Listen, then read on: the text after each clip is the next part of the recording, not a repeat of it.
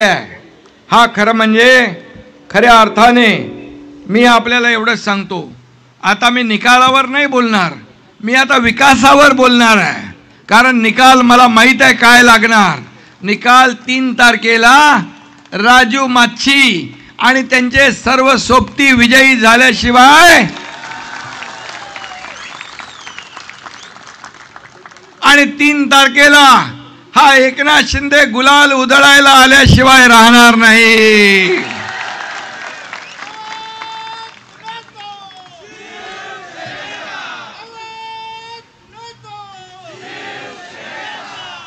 आणि मी 2.5 वर्ष मुख्यमंत्री असताना जे काम केलं ते तुमच्या समोर आहे.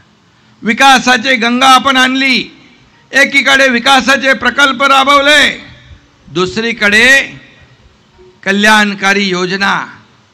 माझी लाडकी बहीण योजना विरोधकांनी बंद पाडण्याचा प्रयत्न केला, कोर्टामध्ये गेले, बोले खोटा आहे, चुनावी जुमला आहे. परंतु एकनाथ शिंदेने शब्द दिला की शब्द पाळतो आणि माझ्या लाडक्या बहिणी योजना सुरू झाली.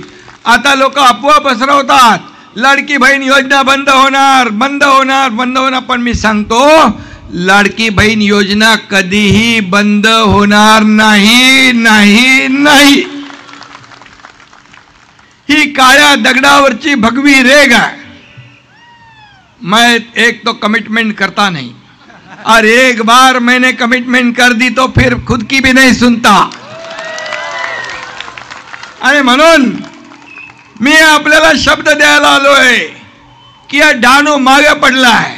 डानूला आपल्याला पुढे न्यायचं आहे ना. डानूतले प्रश्न सोडवायचे आहेत ना. चिक्कूवाले शेतकऱ्यांचं काय काय प्रॉब्लेम आहेत ते सोडवायचे आहेत ना. उद्योग इकडे आणायचे आहेत ना. लाडक्या बहिणीची योजना सुरू ठेवायची आहे ना. आपल्या भागामध्ये उद्योग खातं देखील आपल्याकडे आहे. उदय सामंत आपले उद्योग मंत्री आहेत. मी त्यांना लगेच सांगतो आपल्या नेते लोकांना बोलायला, आणि इकडे उद्योग कसे वाढतील यासाठी आपण प्रयत्न करू. तुमचा एक विषय होता युनिफाईड डीसीपीआर, कुठे गेला रे? मच्छीमारांचा काय विषय आहे? आता तू तर नगराध्यक्ष होणार ना, मग मच्छीमारांचा पहिला सोडव प्रश्न. आणि जे जे विषय आहेत, जुन्या घरांचा विषय आहे, जागेचा विषय आहे, पट्टे आहेत त्याचा विषय आहे. हे सगळे विषय जे आहेत हे सोडवल्याशिवाय आम्ही राहणार नाही. खरं म्हणजे मी आपल्याला एवढंच सांगतो, विकास हा सगळ्यांना समतोल झाला पाहिजे. आज पालघर जिल्ह्यामध्ये विकासापासून डहाणू वंचित आहे. हा डहाणू वंचित आहे ना. आता डहाणूला सगळे